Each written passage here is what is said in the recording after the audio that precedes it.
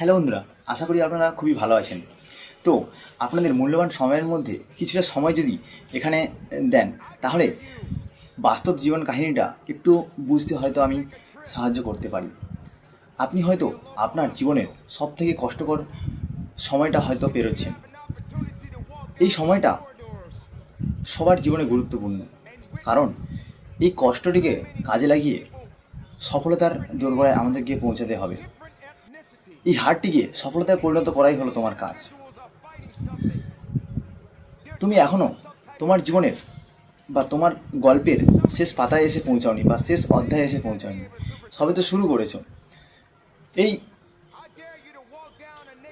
ব্যর্থতাকে সফলতায় পরিণত করো। আমাদের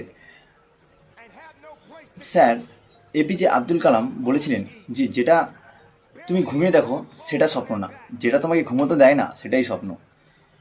হয়তো তোমার দিনটা এখন খুব কষ্টের মধ্যে দিয়ে যাচ্ছে, কিন্তু একটা দিন আসবে যখন এই সমস্ত কষ্ট দূর হয়ে সফলতা তোমার দরজায় এসে কড়া নাড়বে।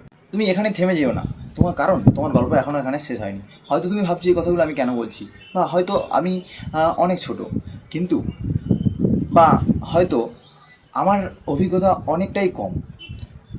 আমি আপনাদের মতো এই জীবনে পেরিয়ে যাচ্ছি, তো আমিও এগুলো কিছু কিছু বুঝছি, সেটাই আপনাদের সাথে শেয়ার করলাম। ভিডিওটা যদি ভালো লেগে থাকে একটি শেয়ার, কমেন্ট এবং লাইক করবেন।